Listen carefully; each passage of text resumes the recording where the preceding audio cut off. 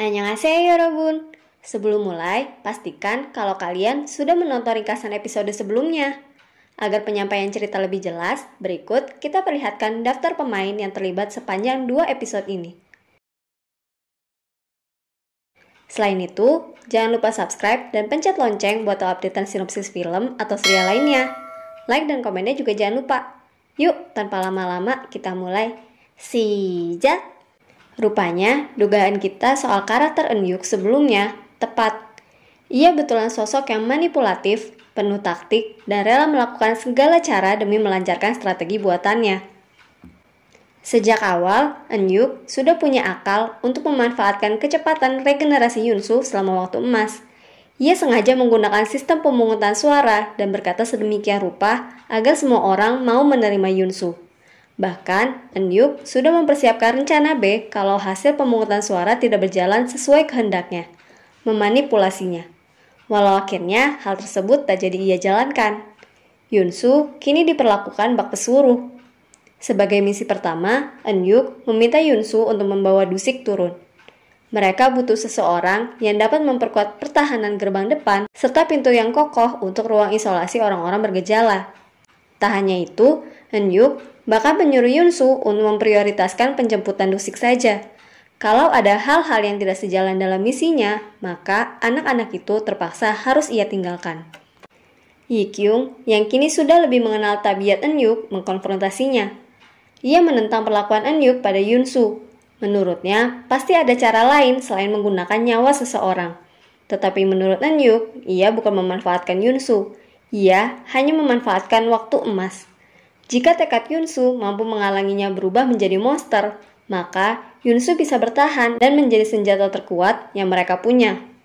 Eun-yuk juga berusaha mempertegas betapa berbahayanya situasi saat ini.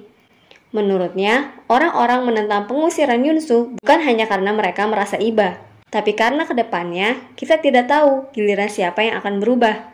Para penghuni mungkin saja khawatir kalau mereka juga akan diasingkan bila menunjukkan tanda-tanda gejala.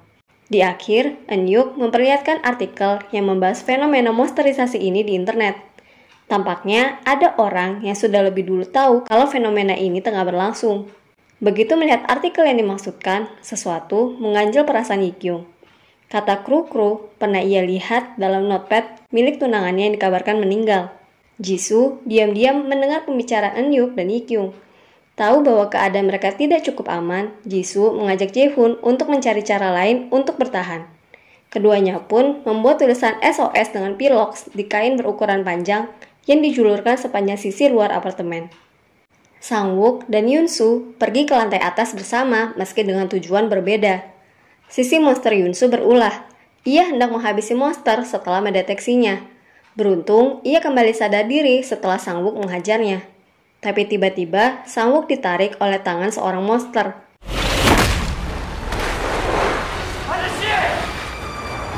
Saat hendak menyelamatkan Sang-wook, Yunsu justru diserang oleh monster lain. Monster yang larinya sangat kencang.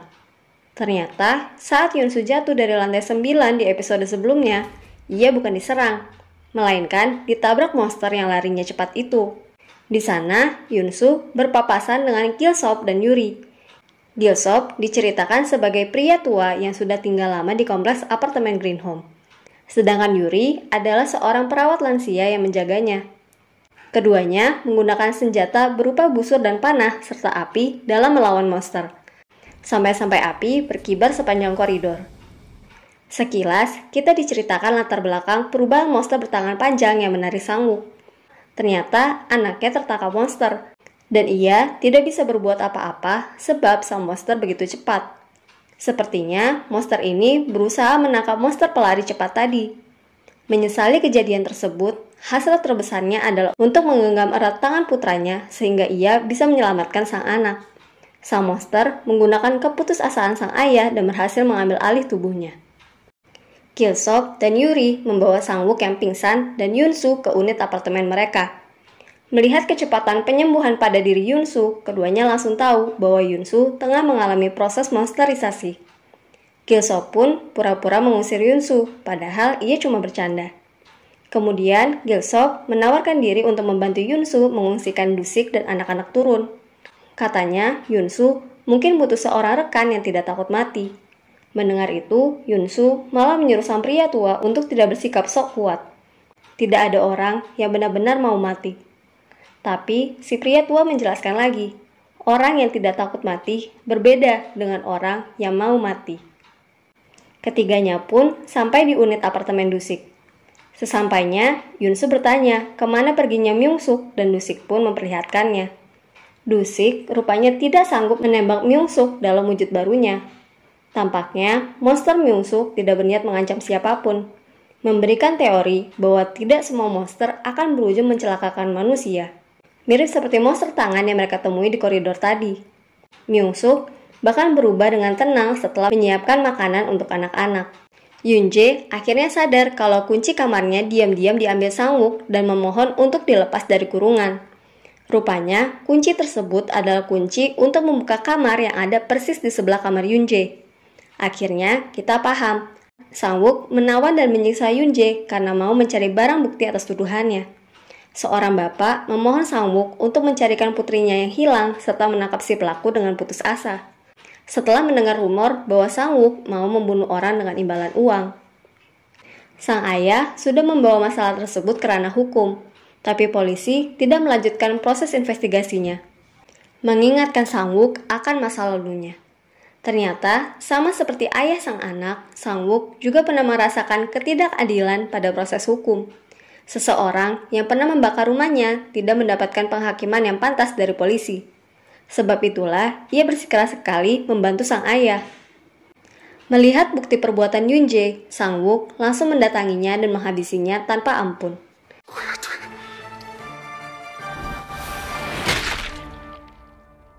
Setelahnya, ia membawa jasad Yunjae keluar apartemen, sebab menurutnya Yunjae tidak pantas mati dengan tenang setelah apa yang ia perbuat. Bersamaan dengan itu, Sang-wook membawa masuk jasad putri Jin-ok dan sang tentara. Setelahnya, ia berniat mengurung dirinya keluar. Karena sebenarnya, ia bukan penghuni di sana. Ia hanya datang untuk mencari bukti. Mungkin, ia juga merasa bahwa ia tidak pantas berada di sana setelah apa yang ia lakukan. Namun, Jae-hoon menghentikannya. Para penghuni pun mengadakan pemakaman untuk para korban monster. Jin-ok yang awalnya terus-menerus sedih, kini akhirnya mencoba bangkit. Ia bahkan menggantikan peran Myung-suk dalam mengurus Soo-young dan Yong-soo.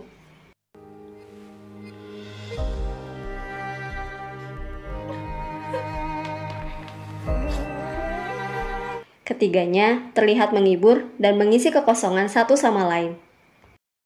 Jin-ok juga memberikan sisa harta yang ia punya pada Sang-wook, sebab ia sudah mau menolongnya mengambil jasad sang putri. Tapi Sang-wook malah pergi meninggalkannya. Sekalipun berperangai garang dan dirumorkan sebagai gangster yang mau membunuh orang demi uang, tampaknya Sang-wook sebenarnya orang yang baik ya. Ia bahkan ikut menguburkan barang milik anak yang Yunjae culik. Di sana, Sang-wook bertemu dengan Jae-hoon.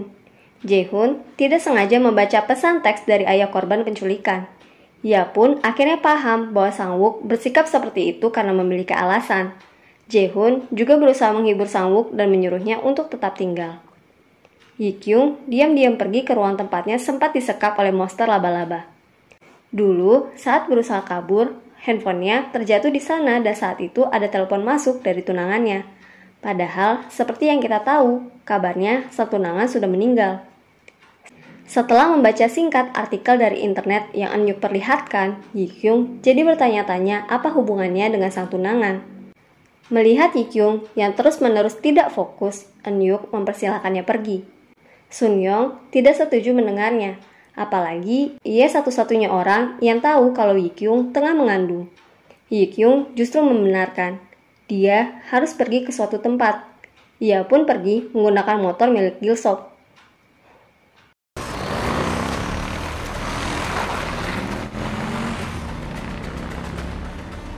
Jika dibandingkan kondisi awal outbreak, sepertinya keadaan di luar sana sudah lebih terkendali ya. Eun-yuk banyak mengatur strategi, dari membuat simulasi cara menangkap monster, membuat orang-orang gantian berjaga, sampai membuat perangkap di sana-sini. Demi menghemat makanan, mereka juga dijadwalkan makan sehari sekali dengan porsi yang sudah ditentukan. Yuri, yang punya basic kesehatan, mengecek kondisi para penghuni setiap harinya. Sedangkan Yunsu kini tak hanya menjadi pesuruh Eunhyuk, namun juga semua penghuni.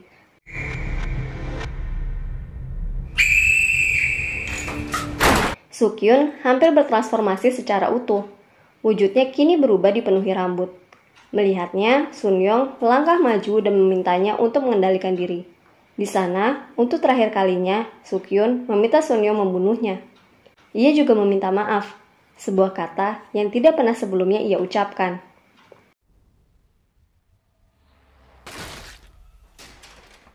Yunsu baru saja sampai setelah menyelesaikan misinya mengambil barang-barang milik penghuni lain. Monster dalam dirinya berkata bahwa ia akan berujung sama seperti mereka. Kini, kita diperlihatkan kilas balik kematian tunangan Yikyung. Rupanya, sang tunangan dikabarkan meninggal dalam kebakaran di suatu gedung. Namun jasadnya hingga kini tidak berhasil ditemukan. Ia pun mendatangi klinik tempat sang tunangan bekerja dengan niatan mencari notepad berisi file kru-kru. Rupanya benar, artikel yang Eunhyuk perlihatkan adalah karya Sangwon, sang tunangan. Ternyata, ia termasuk dalam orang-orang awal yang bergejala. Sangwon menjadikan dirinya sebagai subjek penelitian demi memecahkan fenomena ini. Ia berusaha keras menentang monster dalam dirinya. Dalam catatan itu disebutkan bahwa orang-orang bergejala akan lebih stabil setelah hari ke-15 dan jika bertahan hingga 5 hari ke depan, ia akan menjadi orang terinfeksi spesial. Di tengah-tengah Yikyung membacanya, ia disergap oleh sekawanan tentara. Ia pun diikat dan diinvestigasi sejauh mana ia tahu soal fenomena ini. Untuk menyelamatkan dirinya, Yikyung akhirnya memberitahu informasi yang sang tentara butuhkan, orang yang tahan terhadap proses monsterisasi. Melihat hati Yunsu yang goyah akibat apa yang menimpa orang-orang bergejala di sekelilingnya, monster dalam dirinya kembali beraksi. Tetapi sekali lagi, Yunsu berhasil menentang.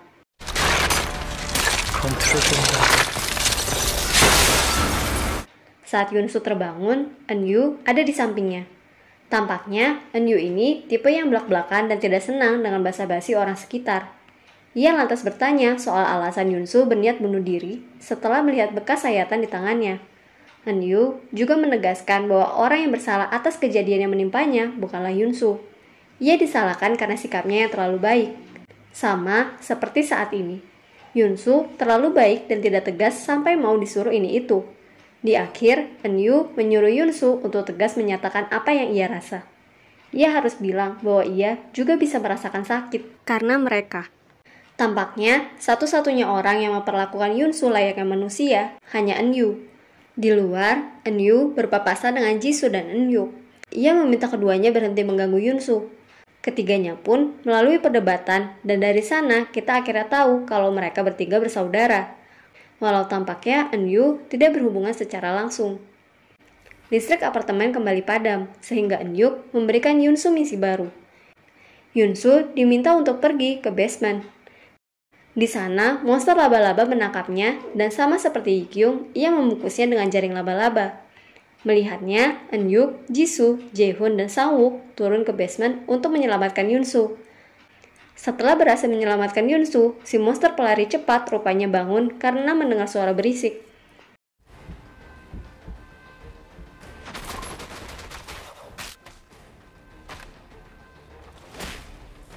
Bersamaan dengan kejadian itu, monster laba-laba yang mulanya ada di basement berhasil masuk ke lantai 1.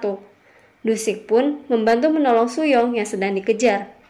Wah, makin sini ceritanya makin intens saja ya. Oh iya, dalam episode 5, kita juga diperdengarkan narasi ini. 어떤 공룡은 약 6,600만 년 전에 멸종했다. 인류가 멸종한다 해도 이상할 게 없다는 반증이기도 하다. 인간의 조상은 살아남기 위해 변화했고 그것을 진화라 불렀다.